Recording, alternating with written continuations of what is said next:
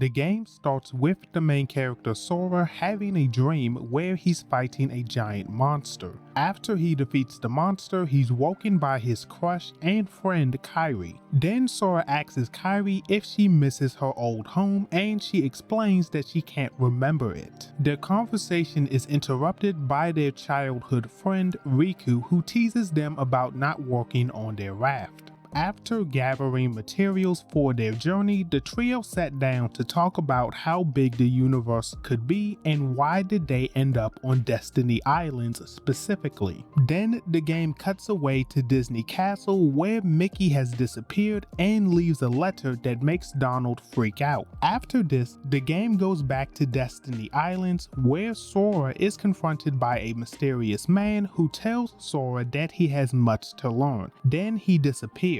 Following this, the game cuts back to Disney Castle, where King Mickey's letter explains that he left to find out why different worlds were disappearing. Then the letter tells Donald and Goofy to find someone with a key and to stick with them, and that they need to find Leon in Traverse Town. After this, Jiminy Cricket joins them to chronicle their journey. Following this, the game cuts to Destiny Islands, where Sora leaves his house to check on the raft. But when he gets there, he notices Kairi and Riku's boats are there as well. Then Sora finds Riku, and Riku lets himself get consumed by the darkness so he can leave Destiny Islands. Unfortunately, as Sora reaches out to him, he gets consumed by the darkness too, until a Keyblade appears in his hand. Then he finds Kairi and she disappears as well. After this, he defeats the monster from his dreams and gets teleported to Traverse Town,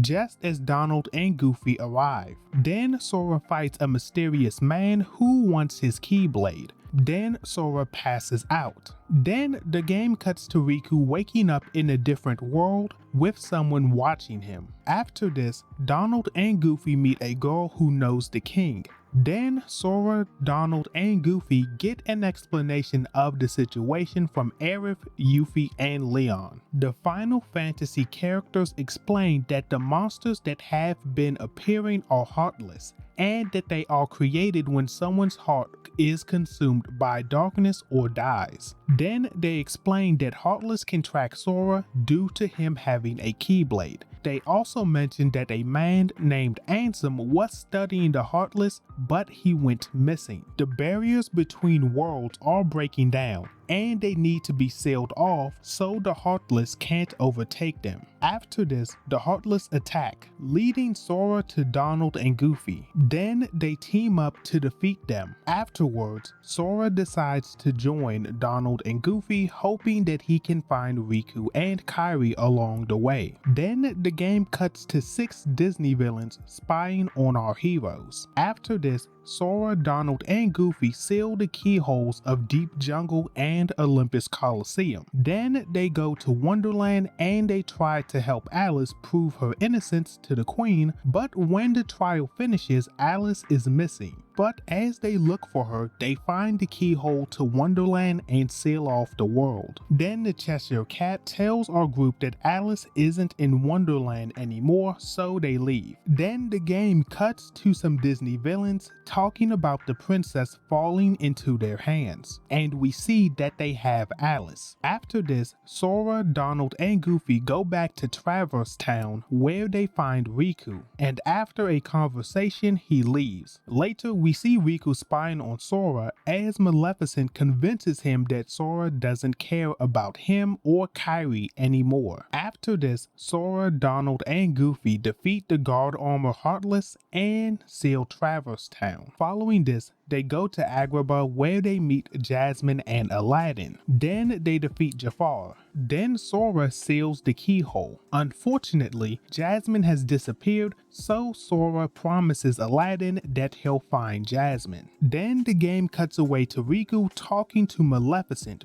where he reveals that he kidnapped Jasmine. Then Maleficent gives him the location of Kairi and tells him that Captain Hook will take him to her. Then Sora, Donald, and Goofy get swallowed by Monstro, where they meet Riku again. Unfortunately, Riku kidnaps Pinocchio, hoping that by understanding the puppet, he can help Kairi regain her heart. After this, Sora, Donald, and Goofy defeat a giant Heartless, and Riku leaves. Then the game cuts to Maleficent giving Riku the power to control Heartless, and she explains to Riku that if he can gather the 7 princesses of Heart, he can get to the heart of all worlds, and find a way to restore Kairi. After this, the game cuts back to Sora, Donald, and Goofy, who seal the keyholes to Atlantica and Halloween Town. After this, our trio goes to Neverland, but they've been separated and Sora sees Riku, who has Kairi, who is comatose. Then Sora reunites with Donald and Goofy in addition to meeting Peter Pan. They decide to work together to find Wendy and Kairi. Following this, Sora catches Riku, but he runs away with Kairi. After this, Sora, Donald, Goofy, and Peter Pan defeat Captain Hook. Then Sora seals the keyhole. After this, our trio gets to the lair of Maleficent and Riku, Hollow Bastion. They find Riku after he defeats Beast, but they stop him. Then Riku takes the Keyblade from Sora, revealing that the weapon was originally his, but because he fell to darkness at Destiny Islands, it chose Sora because he was the closest person. Then Donald and Goofy abandon Sora and leave with Riku. After this, Sora and Beast fight their way into the castle. Then the game cuts to Maleficent using the princesses to open the door to Kingdom Hearts, the heart of all worlds. Then Sora and Beast get separated. Following this, Donald and Goofy rejoin Sora and Sora takes back the Keyblade. After this, it's revealed that Kairi is the last princess of Heart, but because she doesn't have her heart, Maleficent can't open the door. Then Riku betrays Maleficent and transforms her into a dragon by using his new Keyblade that can unlock people's hearts. Then our trio beats Maleficent and catches up to Riku, but Sora realizes that Ansem is possessing Riku. Then Ansem tells Sora that Kairi's heart is within him, and that happened back on Destiny Islands. Then Sora defeats Ansem and uses his Keyblade to give back Kairi's heart, which destroys his physical form. Then Ansem appears in his true form, but Riku's spirit holds him back. But as Kairi, Donald, and Goofy try to escape, they meet a strange Heartless, which is Sora. And due to the strength of Sora's heart, he returns to normal. But I want to note that Sora is astral projecting right now and is just a heart with a physical form. After that, they go back to Traverse Town, where Kairi gives Sora her good luck charm, and Sora promises to give it back. Then Sora, Donald, and Goofy return to Hollow Bastion and seal the keyhole. Then they go to the end of the world and fight Ansem. And after a tough battle, Sora, Donald, and Goofy defeat Ansem. After this, our heroes, with some help from Riku, who got his body back, and King Mickey, close the door to darkness, which restores the destroyed worlds and puts people back where they belong. Then Kairi appears and Sora promises that he'll make it back to her. After this, our heroes are walking around a world we've never seen when they find Pluto, who has a letter sealed by the king. After Kingdom Hearts 1, Sora, Donald, and Goofy are led to Castle Oblivion by a man in a black coat. When they enter the castle, they all mention that it feels like Mickey and Riku are there. After this, the hooded figure tells them that they can find people they miss within the castle, which Sora assumes is Riku. Then the mysterious man tells them that they'll lose memories as they go deeper into the castle, but they'll also gain new ones. After this, the hooded figure creates a card based on Sora's memories. This card recreates Traverse Town, and our heroes realize that Castle Oblivion is recreating their adventures from Kingdom Hearts 1. Following this, our trio defeats the guard armor and goes to the next floor, where they meet Axel, who works with the hooded man. After this, Sora fights Axel and defeats him. Then Axel gives him new cards cards to continue up the castle. As they go up a few floors, they start forgetting things like Hollow Bastion, but at the same time Sora remembers that there was a girl on Destiny Islands that used to play with him, Riku, and Kairi, and that he promised to protect her. As they continue through the castle, Sora remembers more things but can't remember the girl's name until he runs into Luxu, who is working with Axel and the Hooded Man. Luxu helps him remember the girl's name, which is Naminé. After this, he beats Luxu and she gives Sora more cards, so he can continue through the castle. After this, the game cuts away to Vexen, the head scientist of this organization, telling Axel and Luxu that he wants to use Sora for an experiment. After this, the game cuts back to our heroes who run into Riku, who is acting weird. Then Riku tells Sora that Naminé doesn't want to see him and that Sora would notice if he could remember why she left Destiny Islands. Riku also tells Sora to leave Naminé to him. Following this, Sora fights Riku and defeats him. After this, the game cuts to Axel taunting Naminé over this situation. Then Axel and Luxu make fun of Vexen because his plan with Riku didn't work. Then we find out the Hooded Man's name is Marluxia, and this conversation reveals that the Black Coats don't have hearts. Afterwards, the game cuts back to our heroes and it seems like Sora has forgotten Kairi. When they get to the 10th floor, Vexen is waiting for them and tells Sora that he's been controlling Riku and attacks Sora. After their fight, Vexen gives Sora a card that was made from memories from the other side of his heart. Then the game cuts to Marluxia ordering Axel to destroy Vexen for interfering with the plan. Then the game cuts back to our heroes in this unknown world, but as they continue, Sora says that the town feels familiar and the place's name is Twilight Town. Then Vexen appears to attack Sora again, but Sora defeats him. After the fight, Vexen tries to tell Sora his group's plans, but Axel kills him. After this, Axel returns to Marluxia and Marluxia tells Axel that destroying Vexen was a test to prove his loyalty, and now Axel can help him and Luxu take over the organization by manipulating Sora's memories of Naminé. After this, the game cuts back to Sora, who runs into Riku again,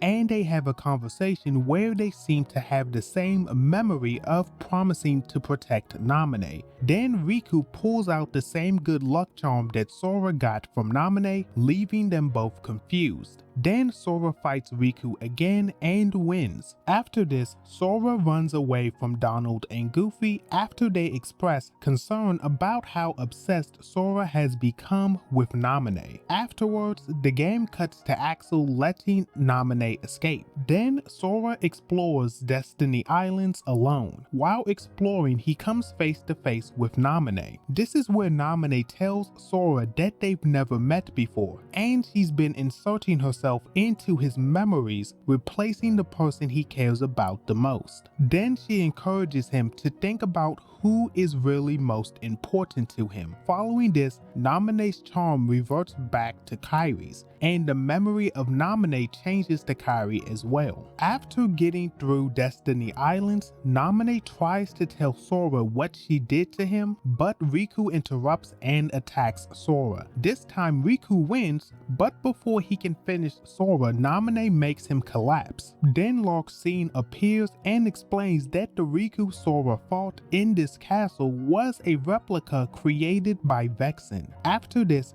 she continues to explain that Naminé has the power to manipulate and create new memories within Sora and the people close to him, but she doesn't get a chance to explain how Naminé has this power because Sora is joined by Donald and Goofy, who help him fight. After defeating Luxu, Naminé apologizes for messing with everyone's memories, and she offers to fix their memories, but she can only do this on the 13th floor. So Sora, Donald, and Goofy go to the last floor. Then the game cuts to Marluxia kidnapping Naminé. Then Axel tries to kill Marluxia because he betrayed their boss. But unfortunately, Sora arrives as Marluxia is using Naminé as a shield, so Sora fights Axel. After defeating Axel, Sora catches up to Marluxia and Naminé. Then Replica Riku takes Naminé back. After this, Sora fights Marluxia twice and defeats him. Following this,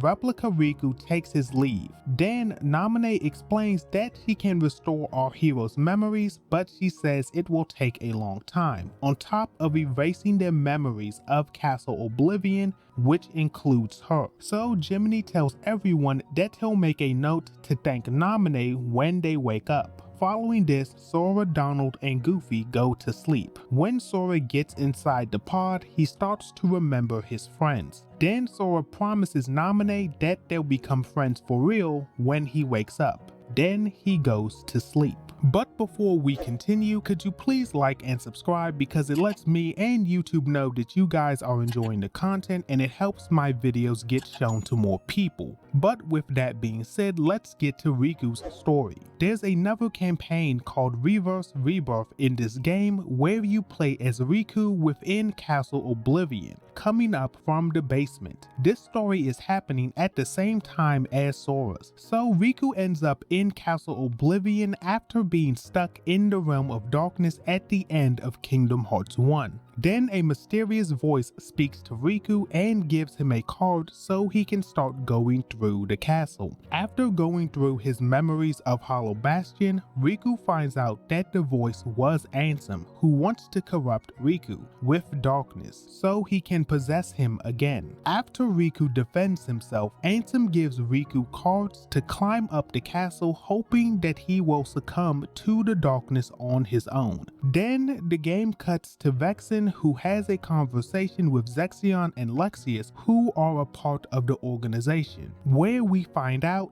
they know Riku is in the castle. Following this, Vexen attacks Riku so he can get the data for his replica. Following this, Riku continues up the castle until he runs into his replica. Riku fights his replica and wins. Then Replica Riku leaves. After going up a couple of floors, the game cuts to Xion and Lexaeus discussing Vexen being killed by Axel and wanting to corrupt Riku for their purposes. Following this, Lexaeus attacks Riku to bring out his darkness, and he does, but he dies in the process. After this, Riku almost gets possessed by Ansem again, but King Mickey's power saves him. Following this, the game cuts to Axel talking to Xion, revealing that Sora didn't destroy him. After this, Xion tries to manipulate Riku to give in to the darkness by using illusions, but Naminé disguised as Kairi encourages Riku to overcome the darkness and make that power his own. Following this, Riku fights Xion and wins, but Xion runs away to Axel, who has Replica Riku, after the events of Sora's story. Replica Riku absorbs Xion's power, destroying him. After this, Mickey reunites with Riku. Then Mickey explains that when he was in the realm of darkness, the card for Twilight Town appeared and brought him to Castle Oblivion. After this, Riku uses the Twilight Town card and meets Diz, who tells him to find Naminé. As Riku continues to explore Twilight Town, Replica Riku challenges the real Riku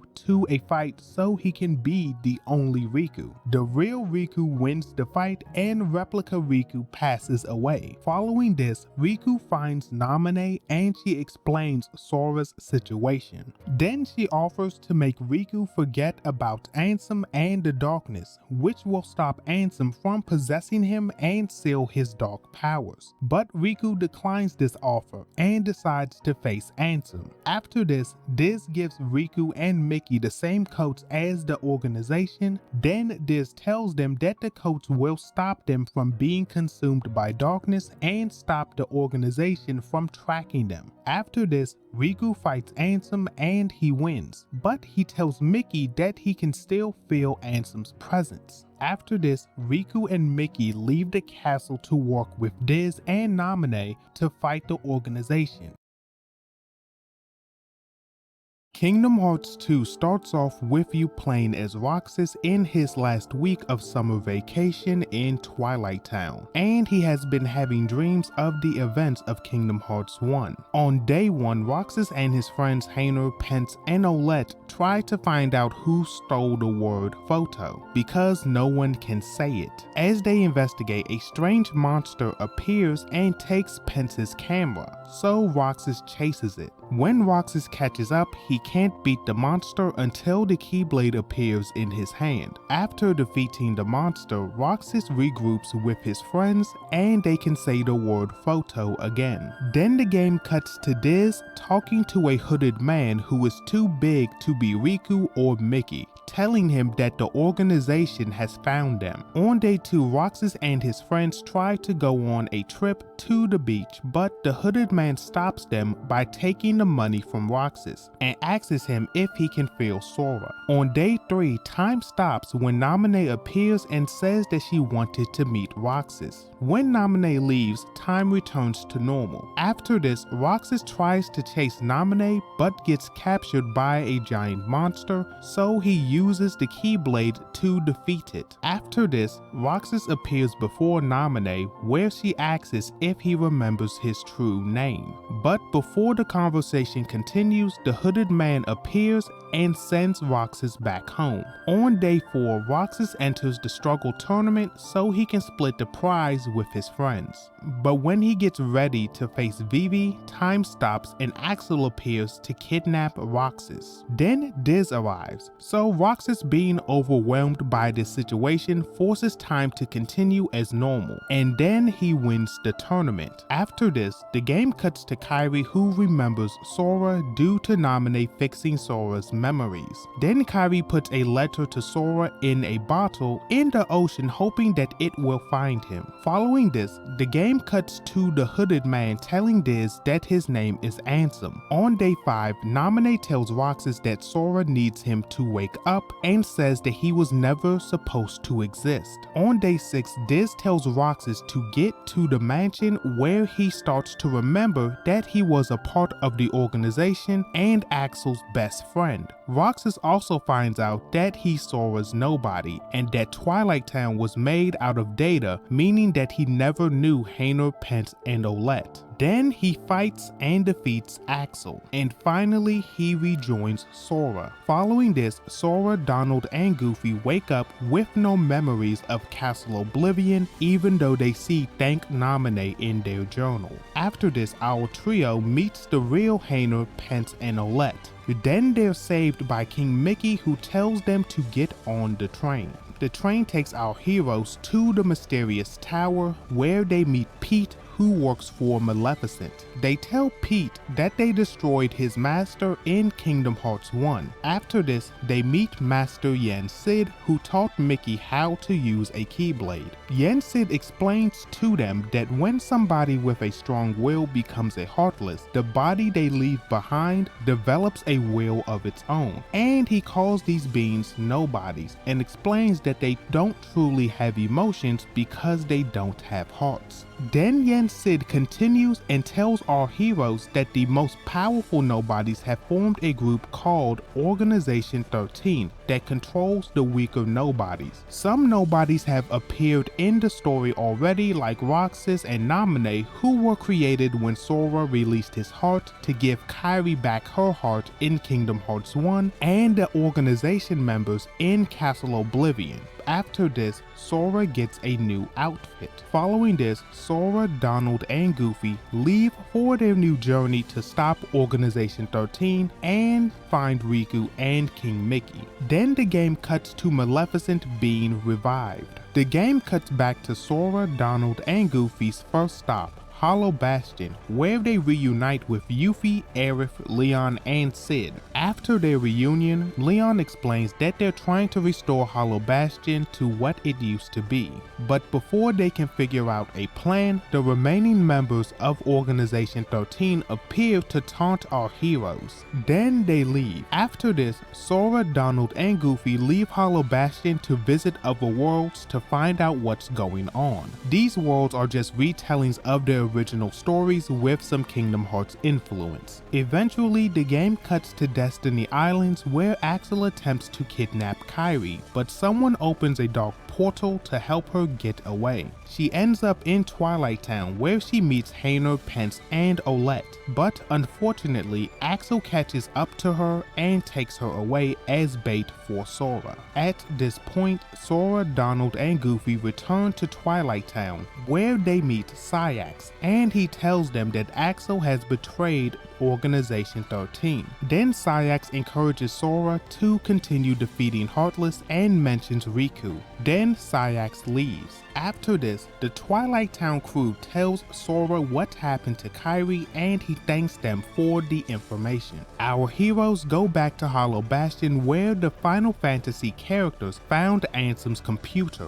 hoping that the machine has answers about Organization 13 and what they're planning. Sora, Donald, and Goofy accidentally transfer themselves inside the computer, where they meet Tron, and he explains that if they want to access the restricted files, they need the password to this computer. So they leave the computer and run into King Mickey, who promises to wait until they finish their business with Tron. After this, Sora, Donald, and Goofy help Tron regain his powers, and they change the password to the computer, giving them access to the restricted files. Unfortunately, everything they look up is corrupt. Following this, Mickey explains to Sora, Donald, and Goofy that the person they fought in Kingdom Hearts 1 was actually just the Heartless of Ansem's apprentice, Xehanort. And when Xehanort became a Heartless, he also created a nobody, and this nobody is the leader of Organization 13. So for future reference, I'll refer to the real Ansem as Ansem the Wise, and the Heartless as Ansem Seeker of Darkness, or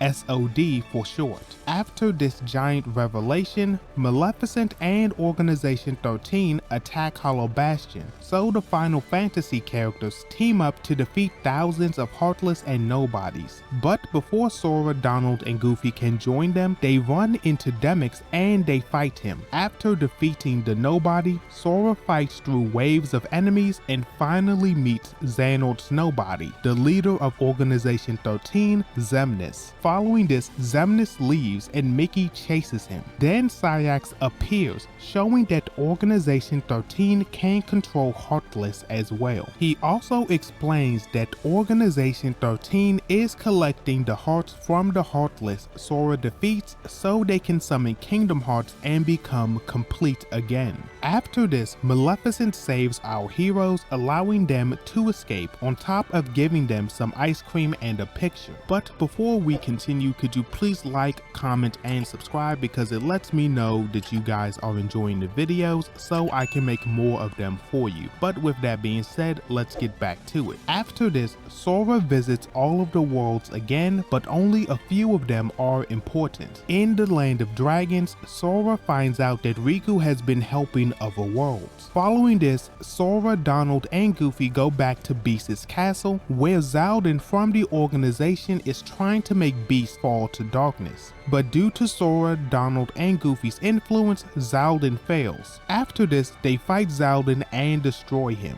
Following this, Luxord is causing mischief in Port Royal, but our heroes stop him. Then Sora, Donald, and Goofy go back to Hollow Bastion, where they help the Final Fantasy characters and Tron bring peace to this world, which results in Hollow Bastion getting its original name back, Radiant Garden. After this, Sora, Donald, and Goofy go back to Twilight Town using the clues of the picture and ice cream. They run into the king and confirm that Riku is okay. After this, Xehanort, Pence, and Olette help our heroes and Mickey get to Organization 13's headquarters. Unfortunately, they're attacked by hundreds of nobodies, but Axel saves them. After the fight, Axel passes away. Then our heroes get to the world of Organization 13, the world that never was. Following this, Sora and Roxas fight for control of Sora's body, and Sora wins. This leads to Roxas accepting that he's a part of Sora and gives him full control. After this, the game cuts to Naminé rescuing Kairi, but they're stopped by Xion. Fortunately, Ansem, Seeker of Darkness, rescues them. Then the game cuts to Mickey finding out that Diz is Ansem the Wise. At this point, Ansem the Wise explains that what we thought was Ansem, Seeker of Darkness is actually Riku. Then he tells Mickey that Riku transformed to capture Roxas and to wake Sora up.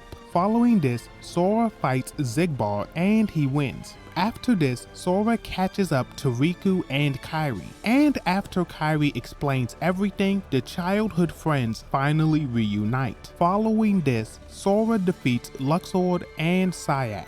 Then Riku tells Sora that he fought Roxas and that Roxas is his nobody, which Sora didn't know about until now. After this, Ansem the Wise uses a machine to encode Kingdom Hearts into data, but the machine explodes due to Hearts being unpredictable. After the explosion, Ansem the Wise is gone and Riku returns to normal due to the side effect of the explosion. With Xemnas being the last member of Organization 13, he fights everyone, but he loses. After this, Naminé and Roxas have a reunion through Sora and Kairi's body.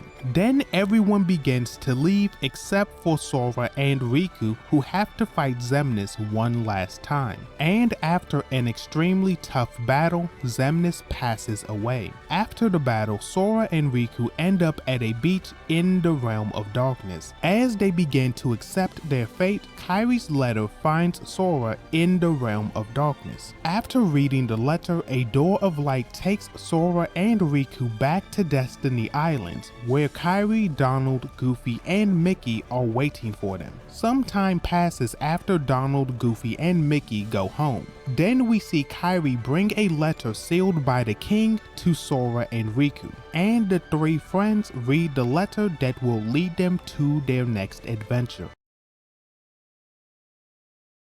This game starts at the end of Kingdom Hearts 1 and ends at the beginning of Kingdom Hearts 2, so you can understand when this game takes place. So the story begins with Roxas being born after Sora turns into a Heartless and Xemnas finds him. Then Xemnas gives Roxas his name and lets Roxas become the 13th member of Organization 13. After this, Roxas meets the other members of the organization. Then on day 6, he talks to Xemnas about Sora. Following this, on day 7, Xemnas introduces a new member, number 14, Xion. Over the next few days, Roxas begins his combat training with various organization members on top of learning how important his Keyblade is for completing Kingdom Hearts, and that they're nobodies. On day 14, Axel tells Roxas that they're friends and explains what friends are. Then they agree to start meeting each other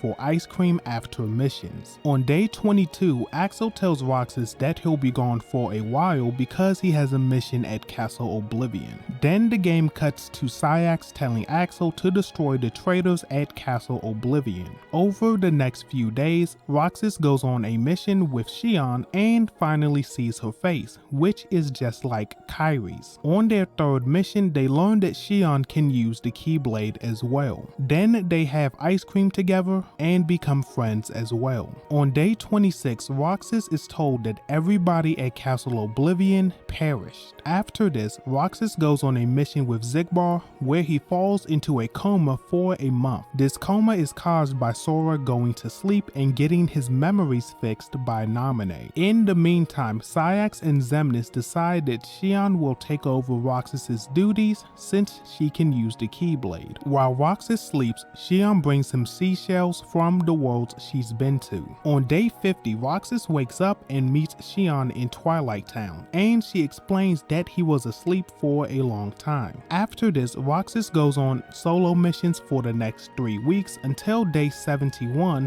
where Axel returns explaining that he's fine. Then on day 74, Xion tells Roxas and Axel that she can't use the Keyblade anymore. So Axel suggests that Xion make sure her missions are with Roxas so no one else can find out. Over the next 3 weeks, Roxas helps Xion with her missions, and on day 96, she regains her ability to use the Keyblade, on top of Axel, Roxas, and Xion becoming best friends. Then the game cuts to day 117, where Syax asks Axel to find the room in Castle Oblivion Xemnas is looking for, and tells Axel that Xion was created there as well. Following this, Axel tells Roxas and Xion, then he leaves. On day 194, Axel returns and Xion goes home early. Following this, we get a flashback of Xion being defeated by Riku, who wonders why she looks familiar and calls her a sham. After this, Roxas starts getting visions of Sora. Skipping ahead to day 172, Xion falls into a deep sleep after getting defeated on a mission. After a few weeks, Xion wakes up, then she joins Roxas and Axel on a mission, but she collapses again. On day 224, the game cuts to Nominate talking to Diz about a nobody holding up the process of her fixing Sora's memories. On day 255, Xion accesses Organization 13's main computer, and that information leads her to Castle Oblivion. When Xion enters, she gets flashbacks of her creation. Then Axel appears, asking her to stop, but Xion ignores him, saying that she has memories of him and many other things. Then she runs deeper into the castle to learn about her origins. Later on, Xemnas tells everyone that Xion has gone missing and that they shouldn't look for her. On day 276, Riku meets Naminé and finds out that not only Roxas but Xion have some of Sora's memories. Then she tells Riku that both of them have to go away for Sora to wake up. Over the next 3 weeks, Roxas and Axel search for Xion, but they can't find her. Roxas eventually brings up Castle Oblivion, and Axel tells him that Xion was created there. So they go to Castle Oblivion, but Roxas's mind gets flooded with Sora's memories, so they leave. Later on, Roxas ends up finding Xion, who pulls her Keyblade on him, but Axel arrives and knocks out Xion and brings her back to the organization. After this, Xemnas tells Roxas that Sora is the person that connects him and Xion. Then Xemnas tells Syax that he is fine with the current situation because Xion is holding some of Sora's memories, meaning that Sora can't wake up. Over the next few weeks, things go back to normal except for Roxas, Axel, and Xion not eating ice cream together. Until day 321, because Roxas has been getting weaker and Xion has been getting stronger. Then Roxas explains that he gets tired while using the Keyblade. Later on, Xion talks to Axel about her concern for Roxas, and this is where we find out that Xion is a replica like replica Riku, except that she was created to copy Roxas's powers, meaning that Roxas will continue getting weaker while Xion exists. Then we see that Xigbar was listening to this conversation. Then the game cuts to Xemnas telling Syax and Xigbar that it's time for Roxas and Xion to fight each other, because they only need one of them to complete their plan. On day 352, Xion has a flashback where she talked to Riku and he explained Sora's situation to her. Then Riku asks her to make the best choice for everyone. Later on, Roxas fights a strong Heartless until Axel steps in and reveals that it was Xion. Then Axel tells both of them that the mission was rigged to get rid of one of them. On day 353, Axel, Xion, and Xigbar go on a mission, and Xigbar attempts to get rid of Xion. But this is where we find out that Xion looks different depending on who is looking at her. For example, Xigbar sees her as a boy that's similar to Roxas. After this, Xion defeats Xigbar and Axel lets her go. Later on, Roxas confronts Axel on what happened, and he tells Roxas Roxas what Xion is. On day 354, Xemnas orders Axel to capture Xion, then the game cuts to Roxas and Axel having a conversation that results in Roxas leaving the organization. On day 356, Xion talks to Naminé, where Naminé explains because of how Xion was created that if she gives her memories back to Sora, she will disappear and that nobody will remember her.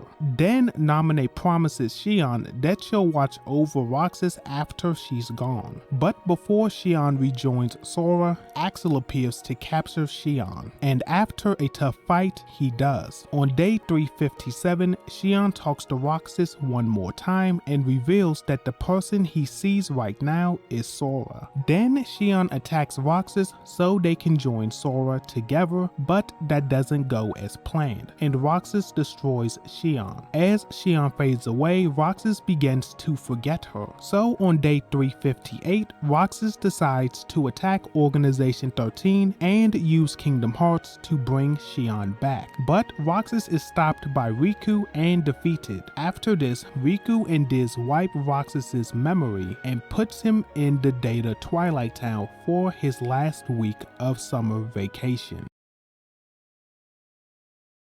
Birth by Sleep takes place 10 years before Kingdom Hearts 1, following the story of 3 Keyblade wielders, Aqua, Ventus, and Terra, on top of introducing the main villain of the series, Xehanort. The game starts with Xehanort leaving Ventus on Destiny Islands so he can pass away peacefully. But before Ventus fades away, another heart reaches out to him and helps restore his heart. Then Ventus raises his Keyblade in the air, which makes Xehanort smile. After this, the game has a time skip where Ventus is on the land of departure and goes outside to watch the stars, and is joined by his friends and fellow pupils Aqua and Terra, where they talk about wanting to become Keyblade Masters. On the next day, Aqua and Terra go through the Mark of Mastery exam to see if they're ready to become Keyblade Masters by their teacher Ericus, and Master Xehanort comes to observe the test as well. During the test, Terra almost uses the power of darkness, which Ericus doesn't like, meaning that Aqua is the only one to become a master. After this, everyone splits up with Aqua getting some master-only information. Then Xehanort has a conversation with a masked boy named Ventus, where they talk about having a plan for Ventus. Then Ventus upsets Ventus by telling him that he'll never see Terra again, while Xehanort encourages Terra to develop his dark powers. After this, Ericus tells Aqua and Terra about the monsters called Unversed appearing in worlds everywhere, and that he got this information from Yen Sid. So Ericus orders his pupils to stop the Unversed and find Master Xehanort, who has gone missing. Then he tells Terra that this is his second chance to become a master. Then Terra leaves the room. After this, Ericus asks Aqua to bring Terra back if he can't control his darkness, and she promises that she will. Following this, Ventus tries to warn Terra about Ventus, but Terra leaves the land of departure before he can say anything. So Ventus chases after him, and as Ventus leaves, Aqua and Ericus see him, so Aqua follows Ventus to bring him home. After this, Aqua, Ventus, and Terra go to the first 3 worlds at different times.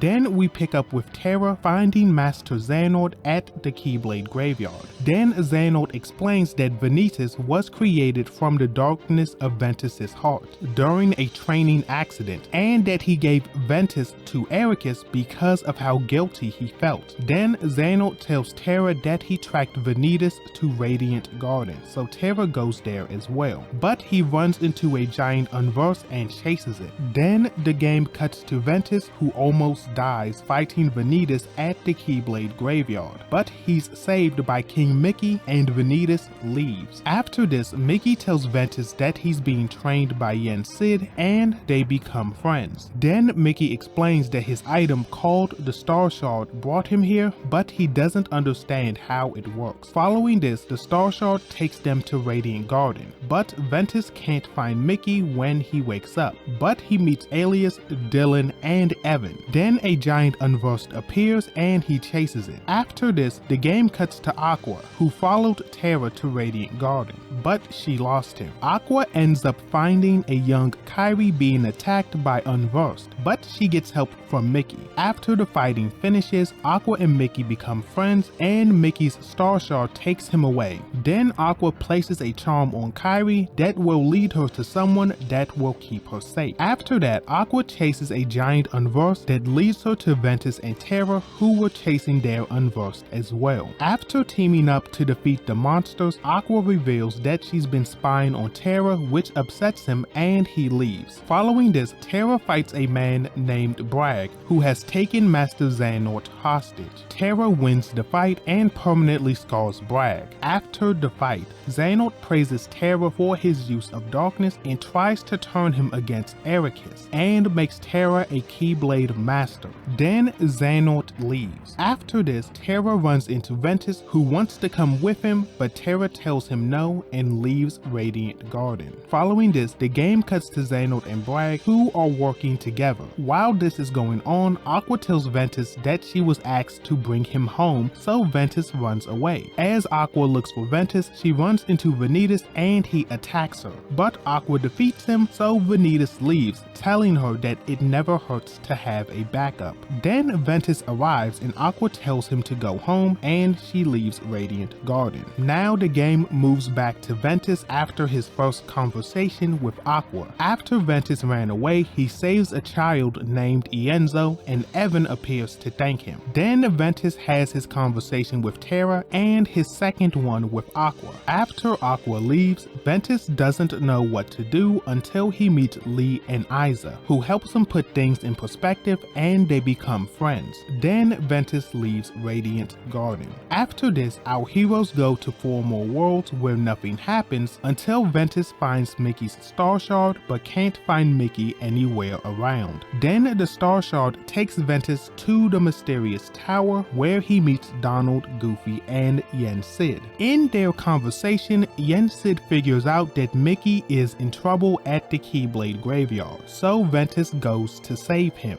But before I continue, could you like and subscribe to let me know you're enjoying the content and to make more videos like this one. So when Ventus gets there, Xehanort is waiting for him. When Ventus sees his former master, he gets a flashback to when Xehanort tried to make him use his dark power. But Ventus got fatally injured, so Xehanort split Ventus's heart in half, leaving the light within Ventus and the darkness became Ventus. After the flashback finishes, Xehanort explains that he made Ventus pure light and Ventus pure darkness, so that when they fight, they'll create the X-Blade. And just for future reference, it's pronounced Key or Keyblade depending on who you ask, but for the sake of simplicity, I'm gonna call it the X-Blade. After this, Xehanort tells Ventus that Ericus knows all of this. Then Xehanort sends Mickey and Ventus through a dark portal, and Ventus goes to the land of departure to confront Ericus. While this is happening, Terra goes to Destiny Island and senses Riku's great power and his will to protect his friends. So Terra performs the Keyblade inheritance ceremony so Riku can use a Keyblade in the future. And Aqua accidentally did this in Radiant Garden when Kairi touched her Keyblade. After this, Terra is called to the Keyblade graveyard by Xehanort, who tells him that Ventus is going home and that he might do something stupid. So Terra goes to the land of departure to protect his friend. Then the game cuts back to Ventus confronting Ericus. Then Ericus has a flashback where Xehanort says that the X-Blade is the key to unlocking the Keyblade War, and that he wants to see what comes after that. Then Ericus attacks Xehanort, but Ericus gets defeated and permanently scarred. Following the flashback, Terra stops Ericus from destroying Ventus, and Terra sends Ventus away. Then Terra defeats his master, but Xehanort appears and kills Ericus. After that, Xehanort taunts Terra by saying that he'll destroy Aqua and Ventus at the Keyblade graveyard. Then Xehanort plunges the land of departure into darkness, so Terra chases him. Then the game cuts to Ventus, who got sent to Destiny Islands. Ventus is confronted by Ventus but refuses to fight, so Ventus threatens to hurt Aqua and Terra if he doesn't come to the Keyblade graveyard. So Ventus decides decides to fight Ventus and goes to the Keyblade graveyard. After Ventus leaves, Aqua finds Destiny Islands where she meets Sora and Riku and decides not to give Sora the ability to wield a Keyblade because she feels like Keyblades have caused more harm than good between Terra, Ventus, and herself. After leaving, Aqua finds Mickey and brings him to the mysterious tower,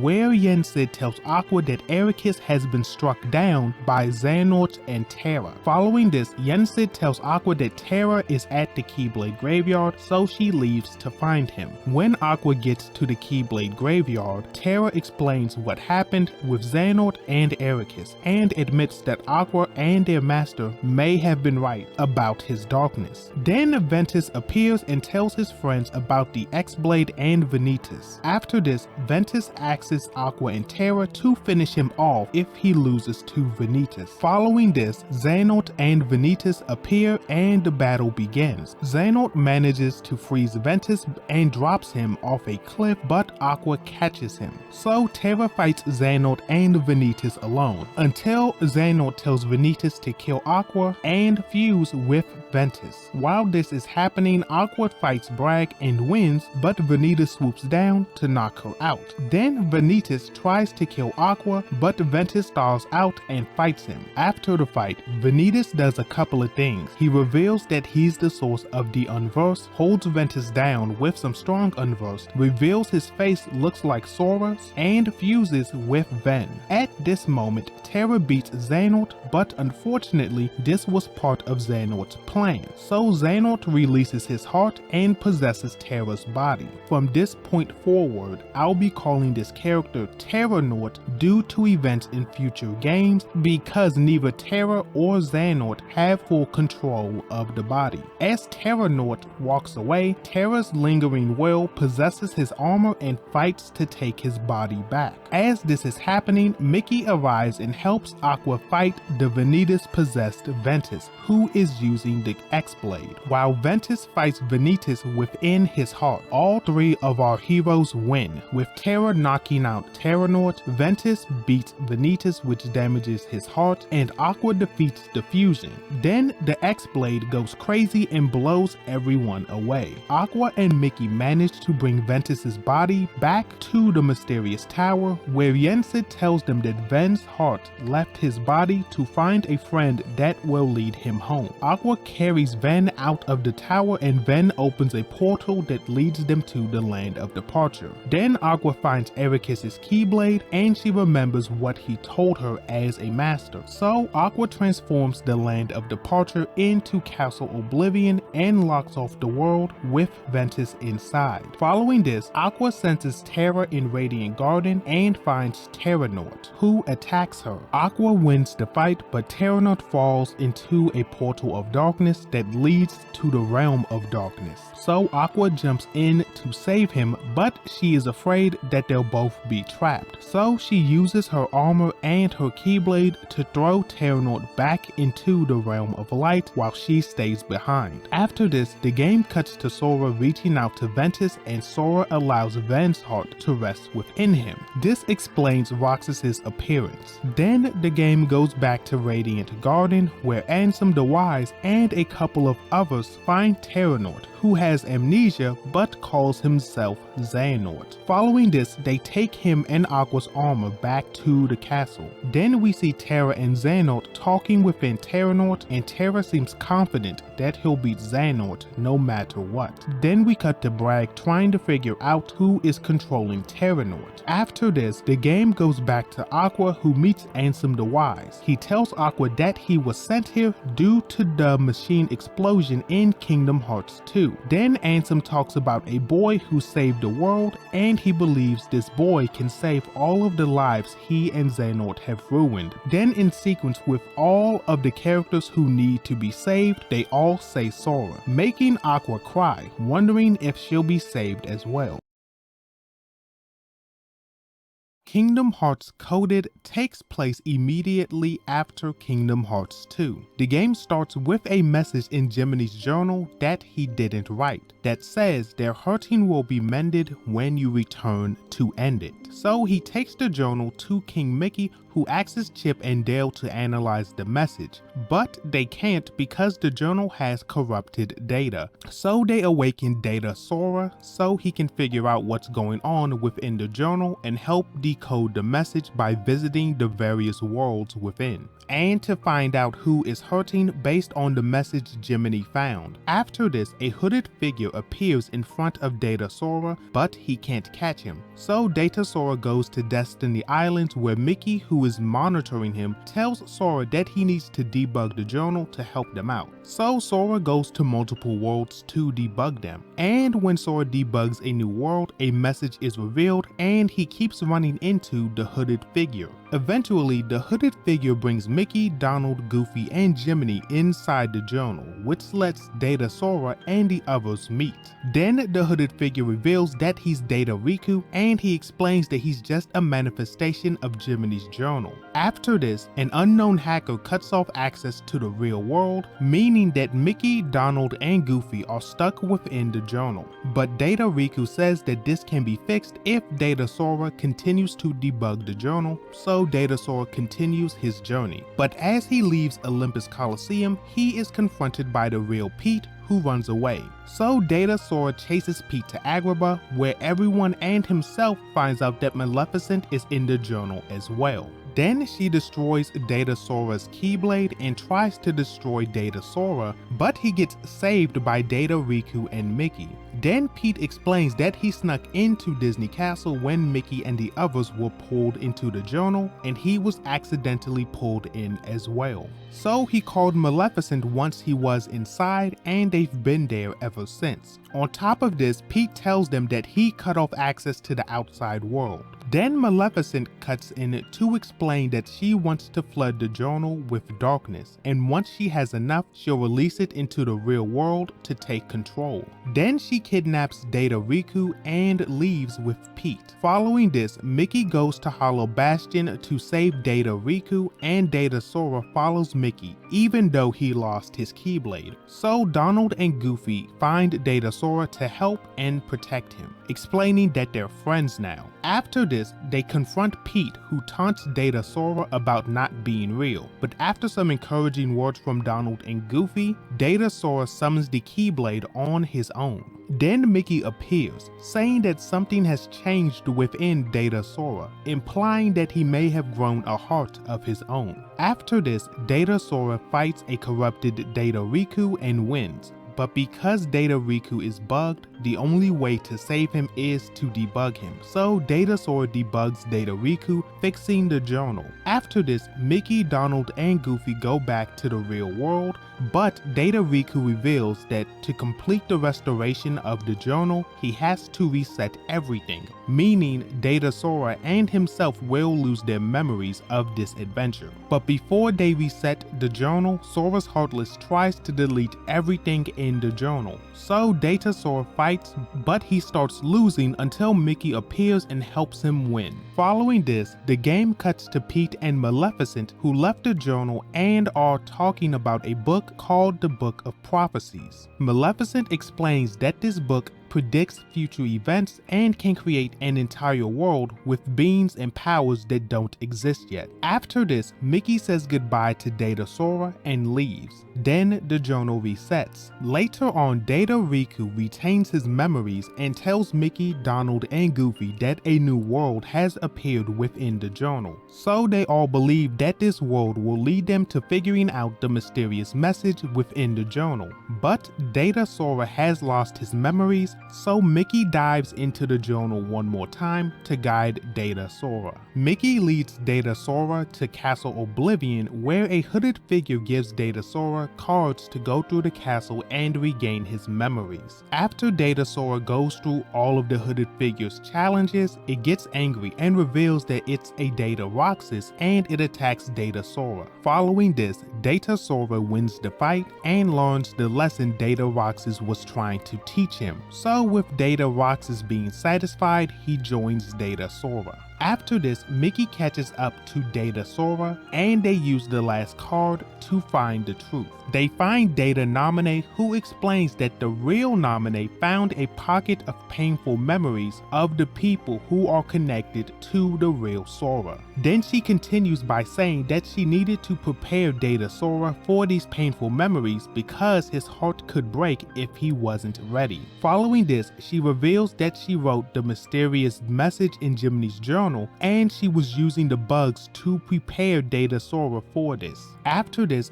Data-Sora accepts the painful memories and sees all of the people Sora needs to save. Then Data Nominate fades away. After this, Mickey leaves the journal and writes a letter to Sora explaining everything. This leads us back to Sora, Riku, and Kairi reading Mickey's letter at the end of Kingdom Hearts 2. After this, the game cuts to Mickey and Yen Sid discussing Aqua, Ventus, and Terra. Then Yen Sid tells Mickey that because Ansem, Seeker of Darkness, and Xemnas were defeated, Master Xehanort will come back to life. Then Yen Sid tells Mickey to bring Sora and Riku to him so they can gain the Mark of Mastery. Then the game cuts to Radiant Garden, where we see Bragg talking to a young Xehanort, and we see other members of Organization 13 coming back to life as well.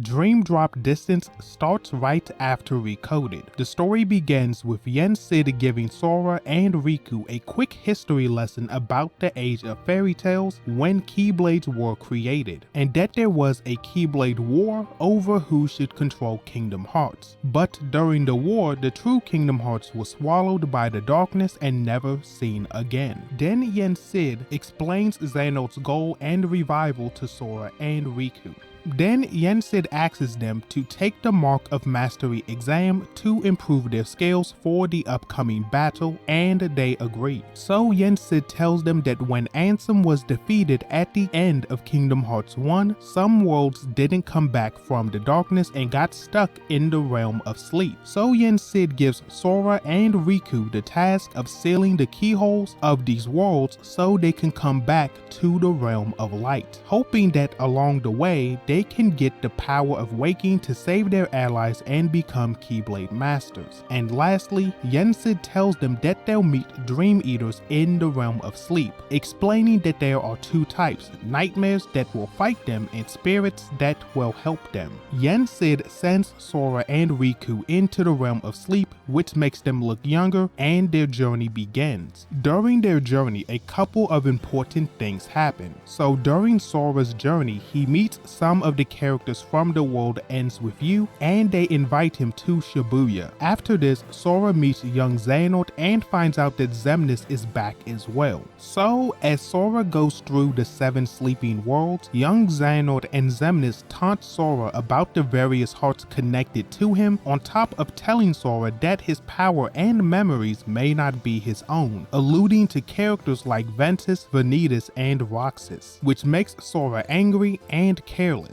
After sealing the 7 keyholes, Sora ends up in the world that never was, but doesn't understand how he got there. Following this, I'm going to cut back to Riku during his journey, where he also meets The World Ends With You characters and is invited to Shibuya as well. Then Riku meets young Xehanort and finds out that Ansem, Seeker of Darkness, is back. After this, Riku seals his 7 keyholes, then Riku ends up in the world that never was, confused about how he got there. But before I explain that mystery, the game cuts to the former members of Organization 13 waking up in Radiant Garden. But Xemnas, Xigbar, Sayax, Loxine, Marluxia, and Luxord are missing. Then Alias, Axel, and Ienzo have a conversation where they realize that they've been revived, because their heartless and nobodies have been destroyed just like Master Xehanort. But Axel is confused about why Xigbar and Sayax aren't there, so he leaves to find them. Just to make a side note here, I'll be calling certain characters by their nobody names like Axel, Xigbar, and Sayax until those characters decide to use their original names or the one Xemnas gave them. Then the game cuts back to the mysterious tower where Mickey gets a message from Maleficent. The message tells Mickey to return to Disney Castle or Maleficent will hurt Minnie. So Mickey Mickey, Donald, and Goofy go to Disney Castle to confront Maleficent. In their conversation, Maleficent reveals that she knows Xehanort and demands that Mickey gives her the data in Jiminy's journal to continue the plan from Kingdom Hearts Recoded.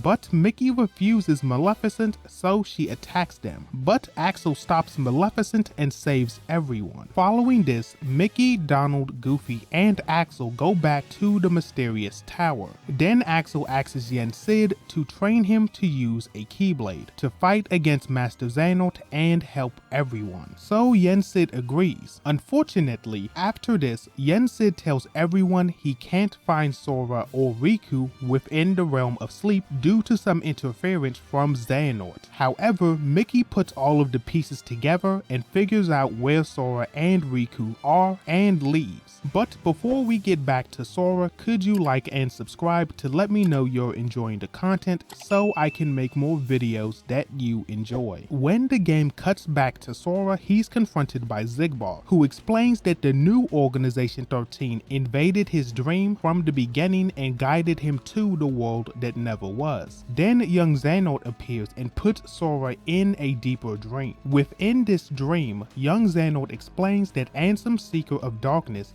traveled to the past to give him the ability to time travel, and that all of this was destined to happen. As young Xehanort talks, Sora falls deeper into the dream, getting back to the world that never was, where he sees illusions of Naminé, Xion, Aqua, Terra, and finally Roxas. After this, Sora talks to his nobody and tells Roxas that he deserves to be his own person. Following this, Roxas shares his memories with Sora, making him angry and weakening his heart. Then Sora is stopped by Xemnas and Xigbar, so they explain everything. Xigbar explains that Organization 13's original goal was to make all 13 members Xehanort by splitting his heart into 13 pieces. And then Xigbar reveals that he's already half Xehanort, signified by his hair turning silver, his pointed ears, and his golden eye. Then Xemnas tells Sora that nobodies can regrow their hearts over time, which explains Roxas and Axel's emotions in 358 over 2 days. After getting this information, Xemnas attacks Sora to capture him, but Sora wins. However, Sora has reached his limit and starts to fall asleep. Then young Xehanort comes back to tell Sora a couple of things. So young Xehanort explains that the X on his chest allowed the organization to track him, and that Xehanort wants to make Sora the 13th member of the new Organization 13.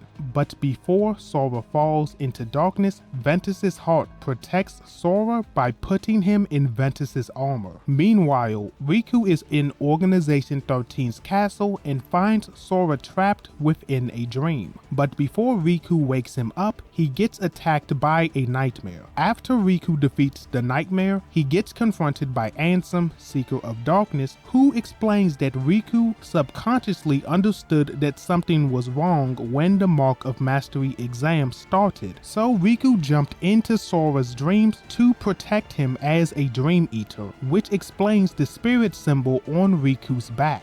But Riku puts this information in the back of his head and fights Ansem again. After defeating Ansem, Riku gets back to the real world to save Sora. When Riku finds Sora sleeping, he gets confronted by young Xehanort, who explains Xehanort's plan for Sora. Then every member of the true Organization 13 appears, with Master Xehanort slowly reviving. But King Mickey arrives to stop this by using magic to freeze time. But young Xehanort gets possessed by his older self, and he breaks out of Mickey's spell and knocks out Mickey. After this, young Xehanort and Riku fight. Riku wins the fight, but Mickey's spell wears off, meaning that Master Xehanort has returned. Then Master Xehanort reveals that he wants his new Organization 13, the 13 Seekers of Darkness, to fight our heroes, the 7 Guardians of Light, and that the resulting energy from the battle will create the X-Blade, so he can summon the true Kingdom Hearts. After this, Xemnas stops Mickey and Ansem holds down Riku so Xehanort can possess Sora. but Axel arrives and stops Master Xehanort. However, Axel gets attacked by a Seeker of Darkness who turns out to be Syax. Unfortunately, things still look bad for our heroes until Donald and Goofy save the day. So with Master Xehanort's plan failing, the Seekers of Darkness leave, but Xehanort gives our heroes a message saying that they will fight at the Keyblade graveyard. After this, everyone goes back to the mysterious tower. Then Riku and a sleeping Sora leave the realm of sleep, going back to their normal appearances. After this, Yensid explains that because Riku was able to seal the keyholes within Sora's dream, that he now has the power of waking, meaning that he should be able to awaken Sora. So Riku dives into Sora's heart one more time and has to fight a corrupted Sora who is trapped within Ventus's armor. Riku wins the fight, but Sora disappears, leaving his Keyblade behind. So Riku uses Sora's Keyblade and is taken to an illusion of Destiny Islands, where he answers questions from people who are connected to Sora's heart, which are Roxas, Ventus, and Xion. After answering these questions, a Data Ansem the Wise appears and tells Riku that the real Ansem hid some research information within Sora, and Ansem believes that Sora's power with the data can save some of the people that were lost, referring to Roxas, Ventus, Aqua, Terra, and Xion. Following this, Ansem tells Riku that Sora is awake, so Riku wakes up to see that his friend is okay. After this, Yensid only makes Riku a Keyblade master, but Sora isn't upset because he's confident in his own strength. After this, Axel tells Sora and Riku that he's training to use a Keyblade and summons his Keyblade for the first time. After a short time skip, Mickey and Yensid discuss the possibility of Master Xehanort going after the 7 princesses of heart because their hearts are pure light. So Yensid and Mickey agree that getting 7 guardians of light is their #1 priority. Following this, Riku brings Kairi to the mysterious tower to begin her Keyblade training. Kingdom Hearts Key back cover takes place during the age of fairy tales Yensid talked about in Dream Drop Distance, long before Kingdom Hearts 1 or Birth by Sleep, and it tells us some of the story of the Master of Masters and his 6 apprentices, Aced, Ava, Gula, Envy, Era, and Luxu. The movie starts by following Luxu. The master gives Luxu a Keyblade with his eye in it. Then the master explains that Luxu's role is to pass down his Keyblade from one generation to the next so that the master's eye can see the future. And the fact that the master has already written the Book of Prophecies, it means that Luxu will accomplish this goal. Then the master gives Luxu a black box and tells him to never open it. Following this conversation, Luxu leaves and watches his fellow apprentices from a distance. After this, the game cuts to the master giving his other apprentices, the Foretellers, their copies of the Book of Prophecies, and introducing Cheruphis, who will help them collect light for an unknown purpose. But the master warns them if they see a dark Cheruphi that there is a traitor among them who is using darkness. Then the master asks each of them to make their own unions to help collect light as well. After this, the master gives the rest of his apprentices their roles, so I'll start with Era. The master wants Era to lead everyone if he disappears, but never explains why he might disappear. Following this, the master tells Aced to be Era's right-hand man and says that it's the most important role because if Era can't fulfill his duties as leader, Aced will have to step up as leader. Then Envy gets her role, which is to observe the other Foretellers and to make sure everyone gets along. After this, the master tells Gula that his role is to find the traitor among the Foretellers and gives Gula an extra page of the Book of Prophecies that no one else has. Afterwards, Ava finally gets her role, which is to find Keyblade wielders with potential regardless of which union they're in, and to make a separate organization with these people so that light can survive after the Keyblade War. Ava calls this group the Dandelions. So now that everyone has their roles, the Master of Masters disappears. After a short time skip, Era reveals that he found a Dark Cherokee spying on him to the other Foretellers. In this conversation, Era tells everyone that he believes one of them is the traitor, which makes Aced, Gula, and Ava leave. Then Era tells Envy that he noticed that the Book of Prophecies didn't say anything about a traitor, so he believes that whoever has the missing page will be the traitor. So Envy promises to tell Era if she sees something suspicious. This leads Aced to try allying Envy, Gula, and his unions. But Envy reminds him that union alliances are forbidden. So Aced confronts her about her reports to Era, which ends the conversation. Following this, Envy talks to Era about what happened and promises to handle this herself. Then Envy informs Era that she'll stop visiting him so much because the others think that they have an alliance as well. After Envy leaves, we can see that Era is becoming obsessed with his Book of Prophecies. Following that, a few months pass and Gula breaks his alliance with Aced because it's useless and accidentally reveals that Envy convinced him to do it. This causes Aced to attack Envy. During their fight, Ava and Gula appear and Envy accuses Aced of falling into darkness. So Ava and Gula take her side. After the fight, Gula finds an injured Aced and tells Aced about the missing page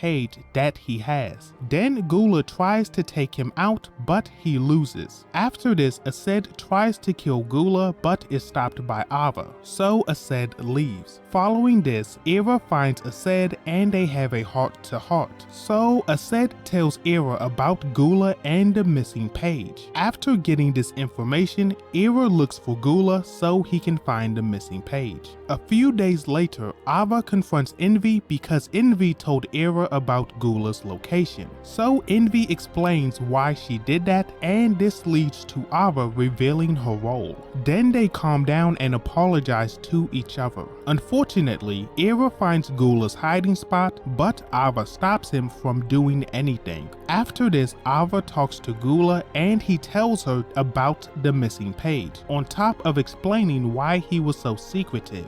Then Gula tells Ava that he plans to summon Kingdom Hearts so that their master will come back, and asks for her help, but Ava refuses, so Gula leaves. A couple of days later, Ava and Envy have a discussion where they talk about Era, Aced, and Gula collecting light to summon Kingdom Hearts, concluding that the Keyblade War will happen. So Envy asks Ava to collect light as well to maintain the balance and delay the war for as long as possible. Afterwards, Ava warns the Dandelions about the Keyblade War and tells them that the light of the future is in their hands. Soon after this, the Keyblade War happens and Kingdom Hearts is consumed by the darkness. As this is happening, Luxu watches the war from a distance, and after the war finishes, Luxu leaves to complete his role.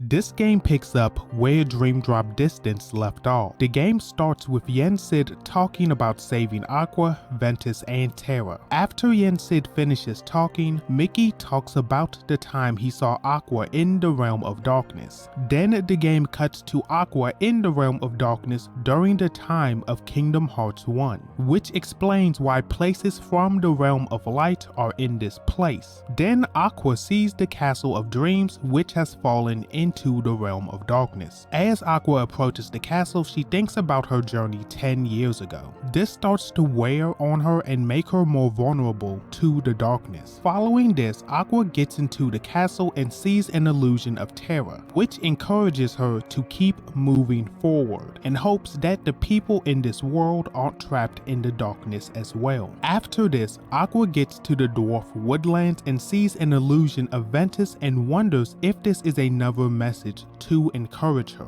Then Aqua goes up to a mirror and gets pulled in. As Aqua tries to get out of this pocket dimension, she meets an illusion of herself that attacks her. After this, Aqua wins the fight, but she realizes that the darkness is getting to her and wonders if she's about to lose permanently. Following this, Aqua gets to the enchanted dominion and sees more illusions of Ventus and Terra. She chases the illusions, saying that she doesn't care if she falls into darkness. But before Aqua catches the illusions, she fights a dark side and runs through a gauntlet of them. Aqua eventually catches up to the illusions, but this time Terra responds to her and is confused about the situation. Terra says that he heard Aqua's voice in the darkness and reached out to her. Side note here, Terra can speak to Aqua due to his connection to the darkness. Terra warns Aqua that Xehanort is looking for Ventus's body, but Aqua tells Terra that she hid Ventus well. Then Xehanort takes over Terra and asks if Ventus is in the Chamber of Waking, and Aqua, who isn't paying attention, almost tells him. But Terra comes back to fight Xehanort. Unfortunately, during this fight, Aqua gets grabbed by a dark side and passes out. After this, Aqua is woken up by King Mickey, but before they can talk, they have to fight a swarm of Heartless. After they win the fight, Aqua asks Mickey if he's seen Ventus or Terra, but the answer is no. Following this, Mickey tells Aqua that it's been 10 years in the realm of light and that they've been looking for her everywhere. So Aqua explains how she got trapped in the realm of darkness. After catching up, Mickey explains that he's in the realm of darkness to close the door to darkness, but he needs to find the Dark Realm's Keyblade to do this, so Aqua joins Mickey on his quest. They get to Destiny Islands and Aqua tells Mickey that she has been to this world before and that she met two boys named Sora and Riku. So Mickey explains that those two boys are helping him, but before they can continue this conversation, they're attacked by Heartless. After winning the fight, they find the Dark Realm's Keyblade, which is called the Kingdom Key D. After this, they see Riku going to close the door, but Heartless are chasing him. So Aqua leads them away, getting trapped within the realm of darkness once again. And Mickey helps Sora and Riku close the door to darkness. After Aqua deals with the Heartless, she lies on the beach of Destiny Islands and realizes Sora, Riku, and Mickey completed their mission because Destiny Islands is leaving the realm of darkness and being restored. As Aqua falls into the darkness, she is satisfied with this outcome because her friends are looking for her and they know where she is. Then the game shows Aqua meeting Ansem the Wise after Kingdom Hearts 2. Following this, the game goes back to Mickey, who finishes narrating the story. Riku asks Mickey why he never told him, but Yensid steps in, saying that he stopped Mickey from saying anything to prevent Sora or Riku from going into the realm of darkness to save her. Then Mickey jumps in, saying that they can help her now. This means that Riku and Mickey will be going to the realm of darkness. Then Yensid tells Kairi that she'll be training with Axel to get ready for the Keyblade War. After this, Yensid gives Mickey and Riku new clothes and they all leave. Later on, Sora returns from whatever he was doing and Yensid tells him that his experience in the realm of sleep has severely weakened him, meaning that Sora has to rebuild his strength and get the power of waking. So Yensid suggests that Sora, Donald, and Goofy visit Hercules because he has experience with losing his powers and regaining them. After this, our heroes get in the gummy ship and head towards Olympus Coliseum.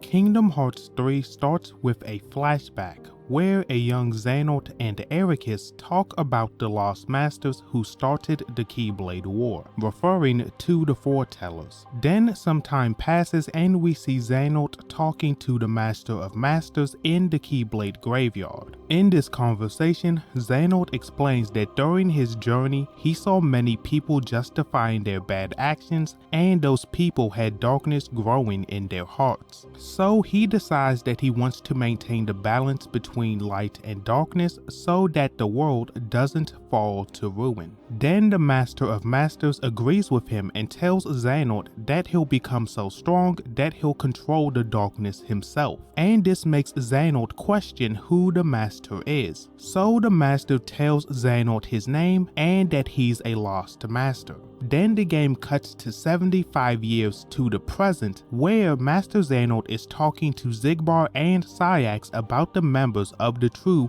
Organization 13. In this conversation, we find out that the final roster will be Master Xehanort, Xigbar, and Syax, who are leading the organization, Xemnas, Ansem, Young Xehanort, Ventus, and Replica Riku, who have time traveled from the past, Marluxia and Luxu, who are looking for the 7 new Princesses of Heart, just in case the Guardians of Light aren't ready, Luxord, who is looking for something on Xigbar's order, Terranort, who was revived when Xemnas and Ansem were defeated, and lastly, Xion, who was recreated based on Vexen's data. Also, talking about Vexen and Demix, they rejoined the organization as backups. And with that out of the way, let's get to Sora, Donald, and Goofy arriving in Olympus Coliseum, where they run into Hades, who is trying to conquer Olympus again by releasing the Titans. But before our heroes can fight Hades, he sends them flying away. After this, Hades is confronted by Maleficent and Pete, who asks Hades about a black box. But Hades doesn't know what they're talking about, so they leave. After this, our heroes are caught by Hercules. Then as our heroes and Hercules are saving people, they run into Xigbar, who warns Sora about having too much power and how it could hurt the people close to him. Then he encourages Sora to find the missing Keyblade wielders and leaves. After this, our heroes get to the top of Mount Olympus to defeat Hades and the Titans. Then our heroes fight and they free Zeus, who helps them get rid of the Titans. Following this, Hades runs away. Then Sora, Donald, and Goofy leave to continue their journey. Then the game cuts to Pete digging up Pandora's box, but Maleficent tells him that it isn't the right box, so they leave.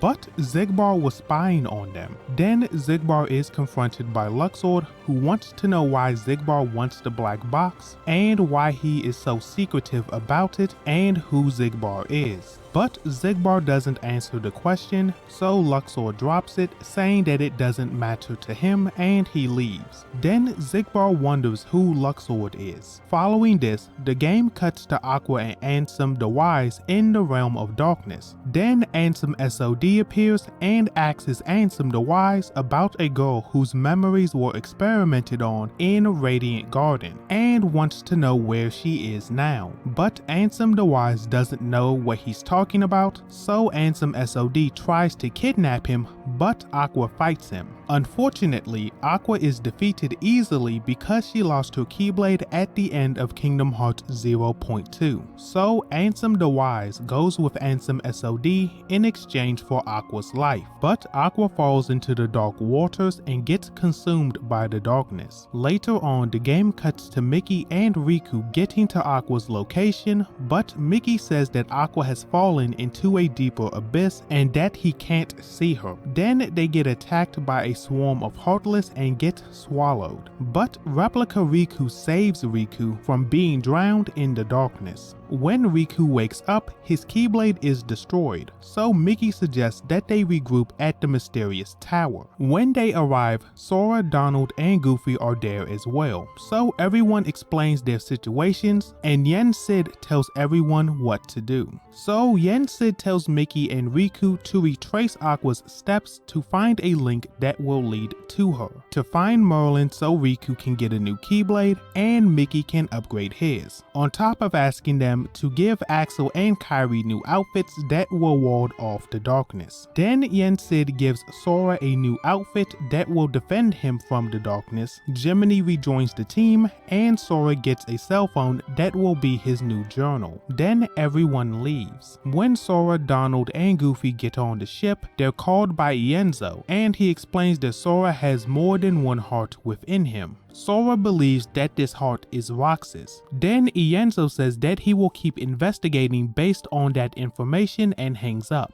After this, Sora, Donald, and Goofy decide to follow Roxas's heart and goes to Twilight Town, where they're immediately attacked by nobodies and a swarm of Heartless, after mentioning Roxas's name. After fighting off the enemies, they reunite with Hainer, Pence, and Olette. Then Sora explains that Roxas was friends with them in a Data Twilight Town, and asks the Twilight Town crew to help him find Roxas, and they agree. Their search leads them to the Haunted Mansion, where they try to open the Data Twilight Town, but they fail. However, Ienzo calls because he noticed that a terminal was activated, and they connect the two computers so they can analyze the Data Twilight Town, meaning that they're one step closer to bringing Roxas back. So everyone leaves Pence in charge of the computer, but when Sora, Donald, and Goofy get outside, they get surprised by Xemnas and Ansem SOD, who confronts Sora about where Roxas's heart will go if Sora releases it. But Goofy points out that Ansem, Xemnas, and Xehanort are coexisting, so there must be a way.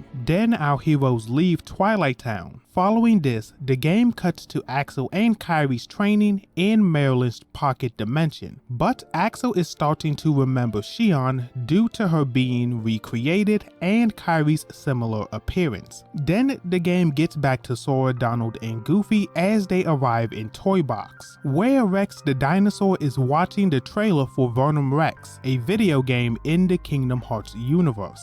When our heroes meet the toys, Rex believes that Sora is the main character of Venom Rex, Yozora. After talking to Buzz and Woody, they realize that young Xehanort is causing trouble in this world, so our heroes help the toys out by stopping young Xehanort. After helping the toys, Sora realizes that he can't undo the damage young Xehanort did to Toy Box right now, meaning that the toys will have to wait before they're reunited with Andy. But they tell Sora it's fine because they're friends now. After this, our heroes get back on the ship and call King Mickey about a body for Roxas, and Riku interrupts to explain replica bodies to Sora, referring to replica Riku, and says that since Ienzo has experience with them, he's probably making one for Roxas as they speak. So Riku and Mickey check on Roxas's body, while Sora, Donald, and Goofy go to the Kingdom of Corona, where a couple of things happen. Our heroes find out that Rapunzel is a new Princess of Heart, and they finally meet Marluxia after losing their memories from Castle Oblivion. And then they stop Marluxia's plan. After doing this, our heroes say goodbye to their new friends and leave Corona. Following this,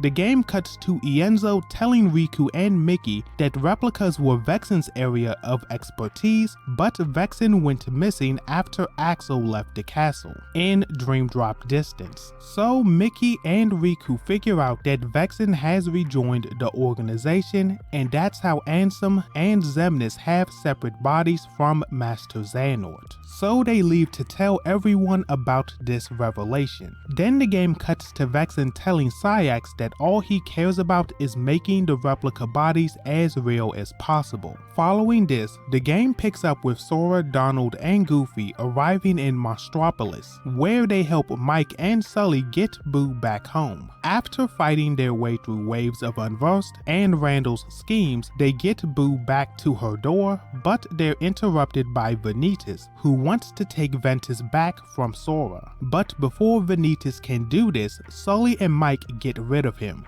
Then Sully takes Boo home, and Sora, Donald, and Goofy go back to their ship, where Ienzo calls them to say that he's making progress with Roxas's new body.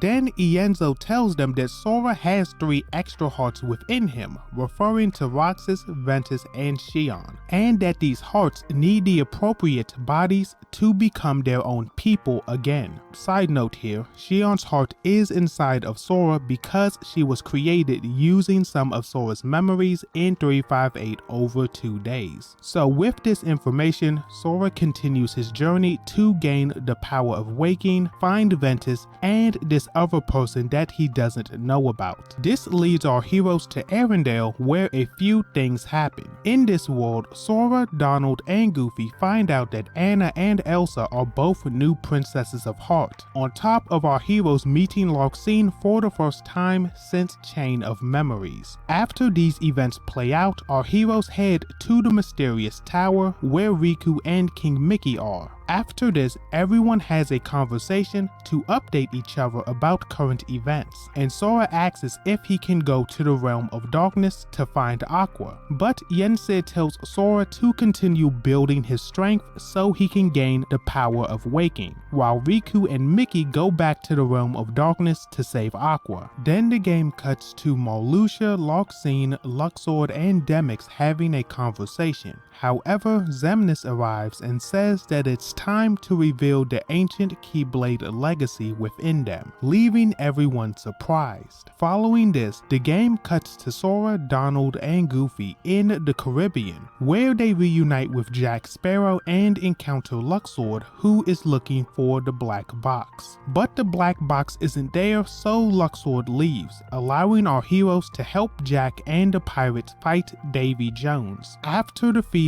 Davy Jones, Sora, Donald, and Goofy head to the next world. But before we continue their adventure, the game cuts to Axel and Kairi talking. In this conversation, Kairi mentions that she wants Naminé to get her own body just like Roxas, and Axel tells Kairi about the time he met Ventus during Birth by Sleep. After this, the game shifts perspective to both of the Ansems in Twilight Town. But the Twilight Town crew overhears that Ansem the Wise has data on Roxas and Naminé, and that he regrets what he did to them. On top of hearing Ansem, Seeker of Darkness, asking for data about the mysterious girl who was experimented on in Radiant Garden. After hearing this, Hainer, Pence, and Olette try to save Ansem the Wise, but they get overpowered until some lesser nobodies save them, and they run away. Once they're safe, Vexen arrives and reveals that he was commanding the nobodies, and Vexen tells his master that he wants to atone as well. Following this, the game picks up with Sora, Donald, and Goofy in San Francisco, where they meet the Big Hero 6, who are dealing with the threat of Replica Riku and Dark Baymax. So our heroes help the Big Hero 6 stop Replica Riku and save Dark Baymax, so with their new friends being okay, they go back to the gummy ship. Then the game cuts to Mickey and Riku being overwhelmed by the Heartless in the realm of darkness. Unfortunately for them, Mickey drops his Keyblade and it's picked up by Aqua, who's been corrupted by the darkness. After this, the game cuts back to Sora, Donald, and Goofy, who are informed about this situation by Chip and Dale. So Sora's heart leads them to Destiny Island, where Sora finds Aqua's Keyblade and a path that will lead him to the realm of darkness. However, he asks Donald and Goofy to stay on Destiny Islands in case something bad happens. But before Sora enters the realm of darkness, could you please like and subscribe to let me know that you're enjoying the content so I can make more videos you enjoy. Now let's get back to the story. When Sora arrives, he helps Riku defeat the Heartless attacking him and fights Aqua to bring her back to her senses. After the fight, the darkness leaves Aqua and she falls unconscious. When Aqua wakes, she is in the realm of light and is greeted by Sora, Riku, Donald, Goofy, and Mickey, meaning that Aqua has finally been rescued from the realm of darkness. Then the game moves to Radiant Garden, where Vexen convinces Demyx to help him bring back Roxas and Naminé, on top of telling Demyx that Sayax is helping them as well. Following this, Demyx brings a replica body and Ansem the Wise to Ienzo, so they can make the final touches on a body for Roxas. Then the game picks up with our heroes and Aqua going to Castle Oblivion. When they arrive, Aqua transforms Castle Oblivion back into the land of departure, where they find Ventus sleeping. Unfortunately, Ventus arrives and tries to absorb Ventus, but Aqua stops him and they start fighting. Meanwhile, Sora talks to Ventus's heart and it explains that people can only unlock the power of waking when they truly need it. So with this revelation, Sora finally unlocks the power of waking and gives Ventus his heart back. When Ventus wakes up, he saves Aqua from Ventus and Ventus runs away. Following this, the Guardians of Light regroup at the mysterious tower and everyone gets reacquainted with each other. Then they promise to save the people who need their help, referring to Roxas, Naminé, and Terra. Following this, everyone splits up to rest for the final battle. Aqua and Ventus stay at the mysterious tower, vowing to bring Terra back. Then the game cuts to Twilight Town and Maleficent is telling Pete that the black box will appear after the Keyblade War finishes, then they leave. Following this, the game moves to Axel and Sayax having a conversation where it's revealed that they only joined the organization to save a girl who was trapped in Radiant Garden's castle as a test subject. And Sayax tells Axel that when he became Xemnas' right-hand man, he couldn't find any information on the girl, leading to a dead end. Following this, the conversation ends with the two friends understanding that they'll fight each other during the Keyblade War. After this, the game cuts to Destiny Islands where Riku talks to Replica Riku, who is currently within his heart. And Riku Replica says that he has one last thing to do. Then we move over to Kairi and Sora promising to keep each other safe. On the next day, the Guardians of Light unite at the Keyblade graveyard where they get taken out one by Xehanort and a massive swarm of Heartless, resulting in their deaths. When Sora wakes up, he's in a place called the Final World and meets a Cherfi who explains that the Final World is a place between life and death, meaning that Sora is hanging on to life by a thread. Then Cherfi continues by telling Sora that his friends are gone forever or they're hanging on to life as well, but they're not in the Final World. Following this, Sora runs into Naminé and she explains that if Sora saves Kairi, she'll be restored as well. Then Sora puts himself back together, but before Sora leaves, he asks Cherfi why he's in the Final World, and Cherfi explains that a friend of his has lost their memories and that he's waiting for them. After this, Sora uses the power of waking to restore the hearts of his friends. However, he runs into young Xehanort who warns Sora about misusing the power of waking and tells Sora that he will pay a terrible price for doing this. Due to Sora reviving everyone, the timeline goes back to the moment just before everyone was defeated. Following this, Xehanort appears again and tries to attack Ventus, but is stopped by Terra's lingering wail, who leads Xehanort away. Following this, the massive swarm of Heartless appear again, but this time the spirits of the Keyblade wielders who died in the first Keyblade War help Sora defeat them. Sadly, Replica Riku appears and summons even more Heartless to wear out the Guardians of Light. Luckily, Yensid appears to deal with the Heartless along with Donald and Goofy staying behind to help him as everyone else moves forward. Following this, the 7 Guardians of Light confront the 13 Seekers of Darkness, and the Keyblade War begins. Sora starts by helping Riku fight Ansem Seeker of Darkness, Replica Riku, and Xigbar. As the fight continues, Ansem leaves, which allows Sora and Riku to defeat Xigbar, who reveals that he only joined Xehanort so he could get the old man's Keyblade,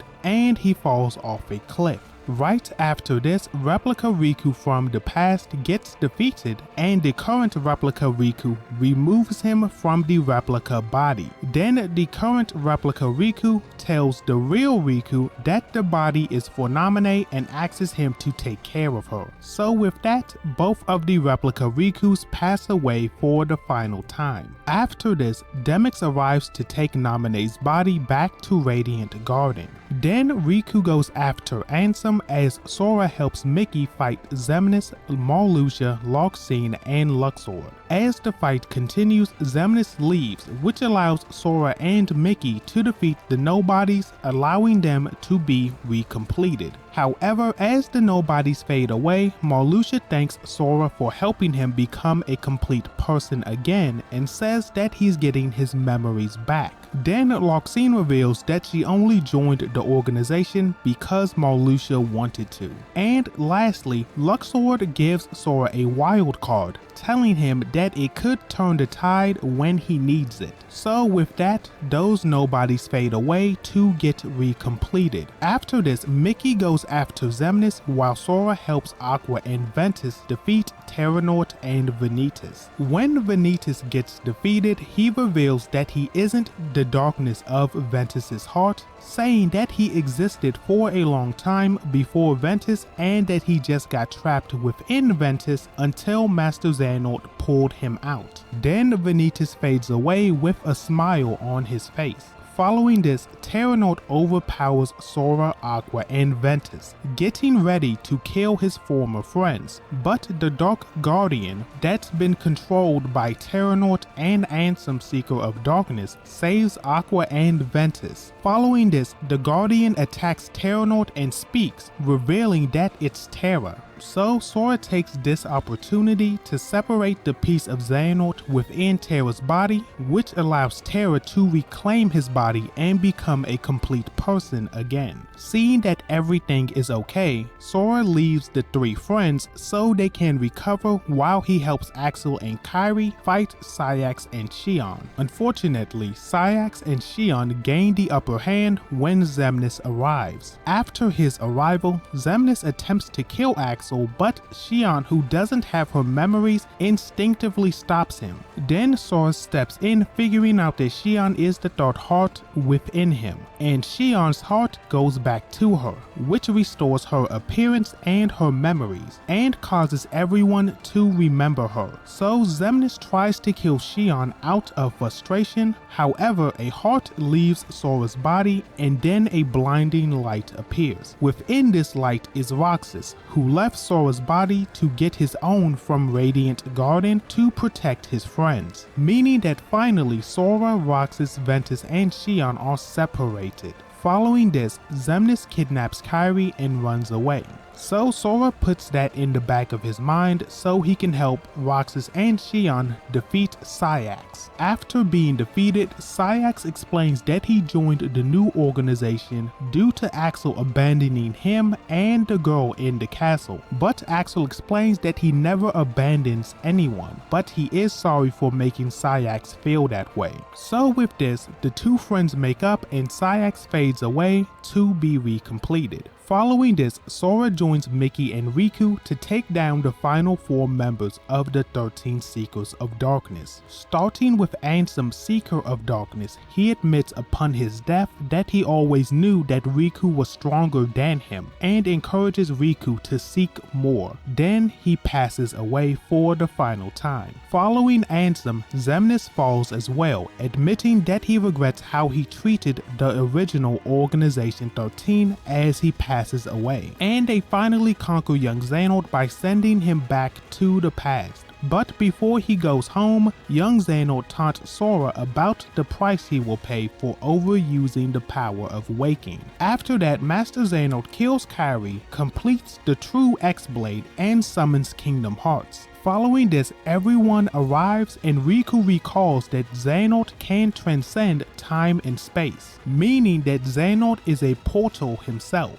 So Mickey suggests that they use that power against Xehanort to push him out of their world forever. So the remaining Keyblade wielders stay back to contain Kingdom Hearts, while Sora opens a portal that takes him, Donald, Goofy, and Xehanort to Scala at Kylam. Before they fight, Xehanort explains that this world used to be a seat of power for all Keyblade wielders, and a nexus that all other worlds spawn from. Side note here, Scala at Kylam was built on top of Daybreak Town, which is where Kingdom Hearts Key back cover took place. But getting back to the story, our heroes fight Xehanort, and after an extremely tough fight, they win. After the fight, the Guardians of Light catch up to our heroes, and Terra reveals that Ericus's heart was within him. This explains why Xehanort could never destroy Terra. So Ericus convinces Xehanort to give Sora the X-Blade and give up. Then he says goodbye to his students and goes to the afterlife with Xehanort. After this, Sora uses the X-Blade to close Kingdom Hearts, and everyone goes back to the Keyblade graveyard. However, Sora isn't satisfied with this because Kairi is out there alone, so he goes on a journey to bring her back. But before Sora starts his journey, the game cuts to someone picking up Xehanort's Keyblade with the black box. Then 4 of the Foretellers appear, and Ira asks the hooded figure if he's Luxu because he looks different. He says that he is, taking off his hood, revealing that Xigbar was Luxu the entire time. Luxu explains that he had to get rid of his old body and that he's been doing this for a long time. Then the Foretellers ask Luxu about what's going on and about Ava. So Luxu says that that's going to be a long story as he stares at the black box. Meanwhile, Maleficent and Pete watch this conversation from a distance. Then the game cuts back to Sora, who went to the final world to get help from Chirfy to get Kairi back. So Chirfy explains a couple of things. Chirfy explains that Sora has broken a law of nature by misusing the power of waking, and that he'll lose the power of waking on top of vanishing from this world as his punishment from the universe. But Sora accepts this, so Chirfy explains that Sora will have to go back to the past where he will collect a piece of Kairi by jumping between the Guardians of Light because of their connection to Kairi, starting with himself to Ventus, to Aqua, to Terra, and eventually Roxas. But Sora takes too long on getting Riku and Mickey's piece, so Kairi dies again. But Sora concocts a plan where he jumps into the portal leading to Scala at Kylam before his past self and regathers the 5 pieces he lost due to Kairi dying again. Unfortunately, Sora fails again because his past self is here to fight Xehanort, so he has to leave or he'll cause a paradox. However, Sora realizes that if all hearts are connected, he can trace his connection to Riku, which allows him to get a piece from Riku, and he does the same thing to King Mickey, meaning that Sora now has all 7 pieces of Kairi. Following this, Sora goes to an unknown place that hasn't been named yet, but I like to call it the Realm of Hearts or the Realm of Connection because of what Sora does here. These keyholes represent the hearts connected to Sora and the hearts connected to them, showing that all hearts are connected. So Sora traces his connection to every heart that he has ever met, which allows him to find the connections that relate to Kairi and gains enough power to bring Kairi back. But before Sora and Kairi can enjoy their reunion, they fight the last remnants of Xehanort. After winning the fight, Sora and Kairi go back to the Keyblade graveyard to finish off Xehanort permanently with everyone's help. Following this, Sora and Kairi go to the final world to thank Chirfy, but Sora also convinces Chirfy to leave the final world to be with the person he's waiting for, and Chirfy agrees. Following this, Mickey, Donald, and Goofy return to Disney Castle. Then Sora and Kairi drop off Cherfi and we find out that Cherfi was waiting for Ventus. The game moves to Twilight Town where Axel, Roxas, Xion, Keyblade, and the Twilight Town crew are eating ice cream. Following this, we move over to Radiant Garden where Sora releases Naminé's heart from Kairi so she can go into her own body. Then the game moves over to Destiny Island where everyone is celebrating, but unfortunately, this is where Sora fades away. Following this, 1 year passes and we pick up with Riku explaining to the Final Fantasy characters that Mickey, Donald, and Goofy are looking for traces of Sora in the worlds that he has been to. Aqua, Terra, and Ventus are looking for Sora in the realm of darkness. Everyone in Twilight Town is studying Roxas and Xion's memories. And lastly, Kairi has been asleep for a year as the scientists in Radiant Garden search her heart for Sora. Then Fairy Godmother appears and looks into Riku's dreams at the request of Yen Sid. In Riku's dreams, he and Sora are in a giant city, but Yozora is spying on Riku from a distance. Then the game cuts to Sora in the final world and he's confronted by Yozora who wants to fight him. After hearing his name, Sora ends up winning the fight and Yozora says that he isn't needed yet and fades away. Then Yozora wakes up in a car where Luxu is talking to him.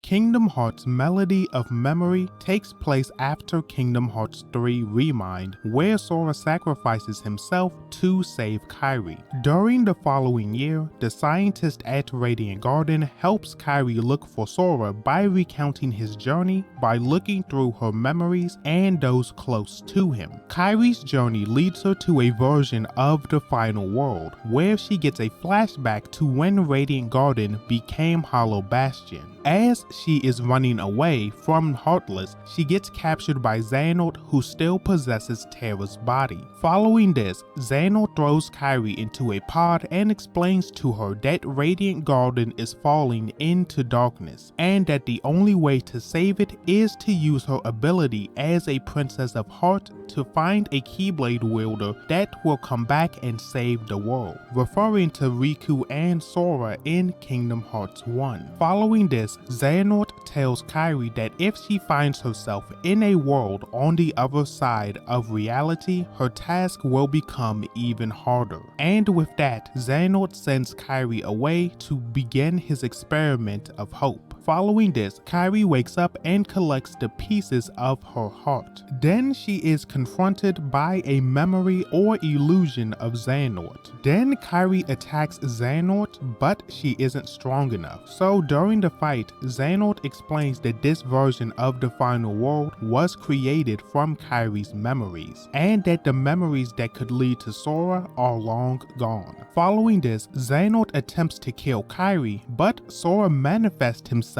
through Kairi to save her. When Sora appears, Xehanort realizes that Sora's voice can't reach the realm of light, which allows Xehanort to figure out where Sora is. After Sora and Xehanort fight, Sora collects the last piece of Kairi's heart and leaves. However, as Xehanort disappears, he reminds Kairi about the other side of reality, and that is the clue she is looking for. After this, Kairi wakes up in Radiant Garden's castle and explains Xehanort's message to Ansem, Evan, and Ienzo. Following this, Riku and Fairy Godmother arrives. Then Fairy Godmother explains that they have 2 of the 3 things to find Sora, which are Kairi's memories and Riku's dreams. After this, everyone exchanges their information. This leads Ansem to theorize that Sora may be within the realm of fiction, or unreality as he calls it. But he also states that it would be difficult to get there because it isn't a part of their world. Following that explanation, Fairy Godmother takes Kairi and Riku to the last piece of the puzzle in the final world. The last piece to find Sora is a girl Sora talked to during Kingdom Hearts 3. Side note here, this person is most likely the girl from the Venom Rex trailer, but it isn't confirmed yet. So getting back to the story, Fairy Godmother explains that this girl is from the realm of unreality, and that her physical form was taken from her, so she came to the final world to hide. After explaining Sora's situation and Riku's dream to the girl, she says that the city in Riku's dream is called Quadratum. After this, Riku uses the power of waking on the mysterious girl to create a portal between their reality and hers. Then Riku goes to Quadratum while Kairi stays behind to complete her training and inform everyone about the situation. After this, the game cuts to Kairi explaining everything to Yen Sid, Mickey,